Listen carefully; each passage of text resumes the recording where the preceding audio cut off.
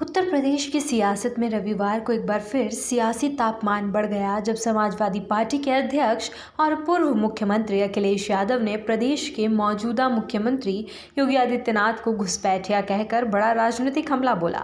अखिलेश यादव ने ये तीखा बयान लखनऊ स्थित राम मनोहर लोहिया पार्क में डॉक्टर लोहिया की पुण्यतिथि पर आयोजित कार्यक्रम में मीडिया से बातचीत करते हुए दिया।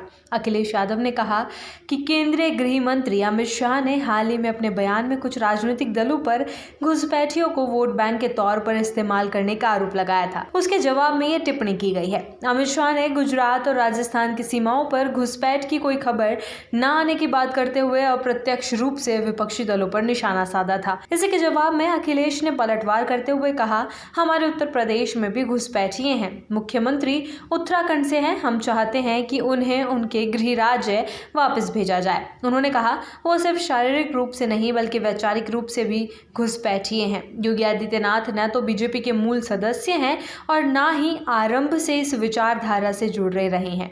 वो किसी और विचारधारा से आए हैं, तो इन वैचारिक घुसपैठियों को कब निकाला जाएगा। अखिलेश यादव का यह बयान सीधे तौर पर भाजपा की उस रणनीति पर हमला है जिसमें पार्टी घुसपैठ, राष्ट्रीय सुरक्षा और धर्म आधारित राजनीति को चुनावी हथियार के तौर पर इस्तेमाल करती रही है। यादव ने कहा कि भाजपा की राजनीति झूठे आंकड़ों और भ्रम फैलाने पर टिकी है। उन्होंने तंज करते हुए कहा, अगर कोई उनके आंकड़ों पर विश्वास करे तो वे खो जाएंगे। उन्होंने भाजपा सरकार पर जनगणना, जनसंख्या और सामाजिक संरचना के आंकड़ों को तोड़ मरोड़ कर पेश करने का भी आरोप लगाया।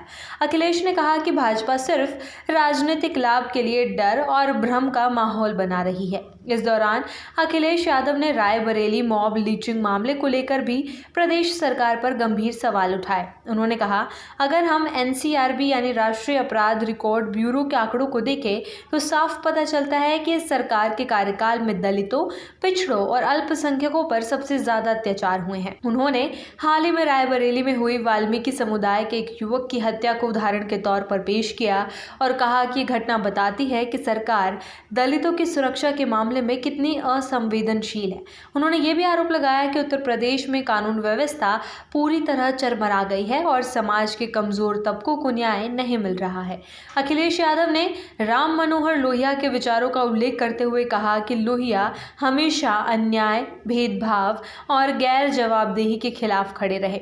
उन्होंने कहा, आज जब हम डॉक्टर लोहिया को श्रद्धांजलि अर्पित करने के लिए यहाँ एकत्रित हुए हैं तो ये भी ज़रूरी है कि हम उनके विचारों को आगे बढ़ाएं और जातिवाद, असमानता और राजनीतिक असत्य के खिलाफ आवाज़ उठाएं। सपा प्रमुख ने कहा कि समाज में जब तक जातीय भेदभाव रहेगा तब तक सच्चा लोकतंत्र नहीं आ सकता।